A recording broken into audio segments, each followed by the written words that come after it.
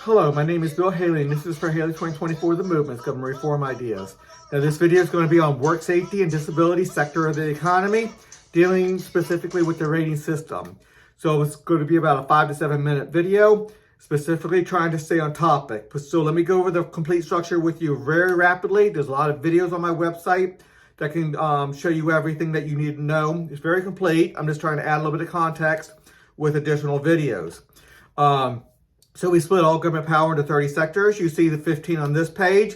You can stop and pause if you want to and look at those. I have videos on all that. We have 15 more right here. Each one of these sectors have distinct elected leadership per sector. Each one has executive, legislative, and judicial leadership per sector at the sector board level, and then they have a competitive regulatory system underneath them. Now we're working with sector 27 right now, which means I already did all my other sectors. And for the rating system, I did many videos and write-ups on the other sectors dealing with the competitive governing side of it. Now, this is a rating system, how we keep people in check, give them sunlight and everything else. So let's go to the structure. About 80% will be on the governing side. That's about 80% of everything that happens. About 20% will be on the rating system side. First thing you have to know is you get together with 5 to 15% of your fellow citizens of your locality, of your state, your federal government, and you get a rating agency. And then you get governmental power to rate, to assess. You use your money to give up good write-ups. And that's going to be part of the overall write-up for that one company, for that one CRA. So in work safety, they're going to be talking about how well are you doing with ADA type of Americans with Disability type of regulations. Now this is going to be Americans with Disability or work safety, OSHA, and the like. It's going to be more of a catch-all with anything that any governmental body that you can think of that's not within the 30. It might fall into this. It might fall into any of the other ones that might be more related, but this is going to be a little bit of a catch-all. So the rating agencies are going to be able to assess each of the competitive governances, what the rating regulations are, what the results are, and how every rating agency is going to determine how they want to rate, how they want to judge what these competitive governances are doing and the results. So this is a little bit of a definition of RA. You can read through this. You can read through the rating system.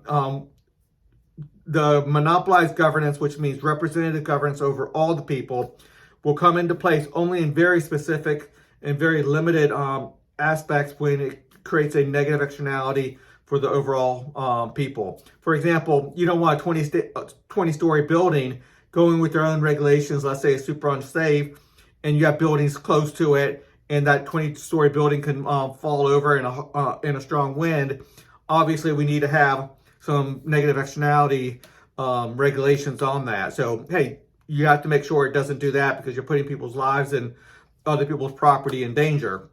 So when it creates problems out for other people outside of the transaction, outside of what they're doing, you can't do that. Or you have major pieces of equipment that could fall off of a 20-story building, fall into people's head into the roadway, and that's not your roadway. You're causing danger, stuff like that. I'm going to the extreme for the reason, just so people can see. Now, where that line is, the rating agency is going to be able to put that rating floor. Read through it to find that rating floor. So you see what I'm talking about, I hope. If not, keep on reading through the website. And I'm just trying to throw a lot of context out there for you.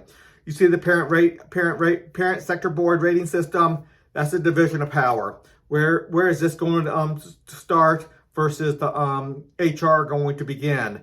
Obviously, OSHA has a set of responsibilities. ADA has a certain set of responsibilities.